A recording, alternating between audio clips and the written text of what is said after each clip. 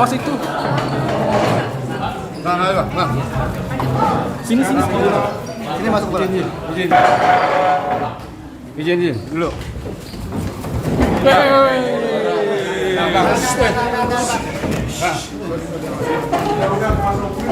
Maaf ya.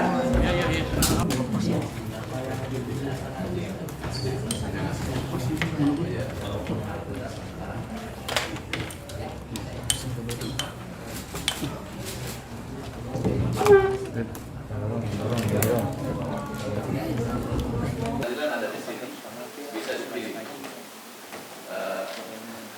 Terserah saja yang masuk.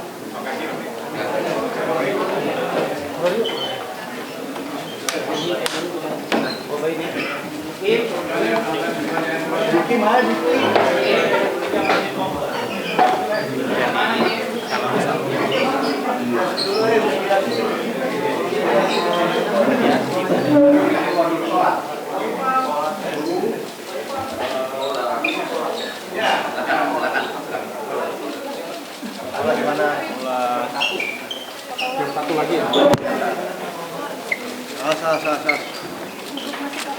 Buat saya mereka sudah sampai tahap bahwa mau ini semua cepat selesai ya, dengan asumsi bahwa basisnya adalah bahwa Paula maupun Baim itu masing-masing satu udah nggak berinteraksi, kedua kalau ketika ada media say hi segala macam gitu mereka senyum gitu, tapi senyumnya kan kemudian hilangnya cepat.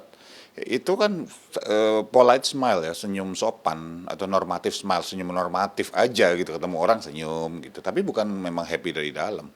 Yang ketiga adalah bahwa mereka buat saya ketika di persidangan itu sudah nambing itu artinya membuat dirinya kebal. Atau Baim menggunakan kacamata itu bukan karena tanpa sebab, karena pastinya dia tidak nyaman atau tidak ingin dikomentari oleh teman-teman media atau orang-orang kayak saya. Sesederhana itu sih ya. Kalau dia berani kan buka kelihatan aja segala macam gitu, nah enak tuh analisanya. Kalau enggak artinya dia memang sengaja nutup, nggak mau, ya itu privacy dia sih, hak dia juga. Buat saya Paula itu banyak kan kemudian melakukan penghindaran ya, atau sekali lagi menghindari paparan visual ya, dengan cara apa? Dengan nunduk, dia senyum sana sini terus kemudian nunduk jalan kayak gitu. Buat saya sebetulnya ini sama dengan bentuk lain kayak Baim, cuman kalau Baim pakai kacamata dia lebih banyak menghindar gitu, dipanggil gitu cuman yang sebentar terus balik lagi gitu, itu kan menghindar sebetulnya ya. Tapi yang jelas kalau kita bicara dengan apa yang terjadi di pengadilan saat itu, dua-duanya sudah katakanlah emosinya tidak meledak-ledak, tidak signifikan seperti misalnya masalah ini baru terjadi gitu loh. Yang jelas masalah ini nggak baru terjadi sehari dua hari, itu seminggu dua minggu, sudah terjadi cukup lama, dan siapa yang benar biarkan pengadilan yang memutuskan. Sebenarnya hari pas kejadian itu, hari pertama saya itu sudah memaafkan, tapi pakai caranya saya lah ya. Dan saya nggak nyangkanya ketika saya mengetahui ada telepon laki-laki itu diganti sama pihak wanita dengan nama laki-laki. Ya kalian semua juga laki-laki ya, ketika ada di posisi itu berat sekali untuk memaafkan. Doain ya. Udah anak ketemu lagi nih Bang. Doain saya, Paula, gimana kabarnya? Sehat ya? Ada bantahan nggak Kak Paula? Masih tuh pohon. Pohon. Aduh, bayangilah pohon nih. Lebih ngasih Kak Paula. enggak. Ini aja. Jadi awas ada pohon di bawah gitu.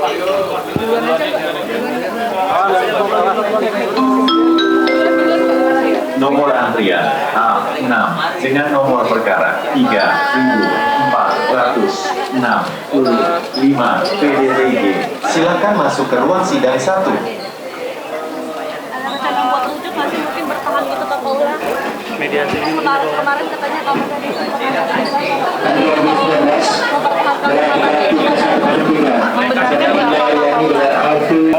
Dokter ini mediasi dulu. Dokter mediasi kuasa hukumnya. nggak langsung bukan. Ya keluar aja dulu. Wah ya, sebelah kiri ke kiri. Kasih sebelah kiri, kasih ke sebelah kiri nanti. Iya kasih kamu. Pak kita keluar Pak. Wah, hati-hati kaca depan, belakang, kaca belakang, kaca belakang. Yuk, kaca belakang. Begitu, begitu.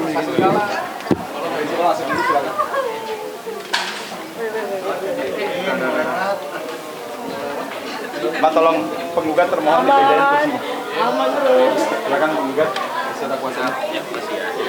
Kabar. Ya, cukup ya. Gua masuk. Silakan masuk ke ruang sidang 1.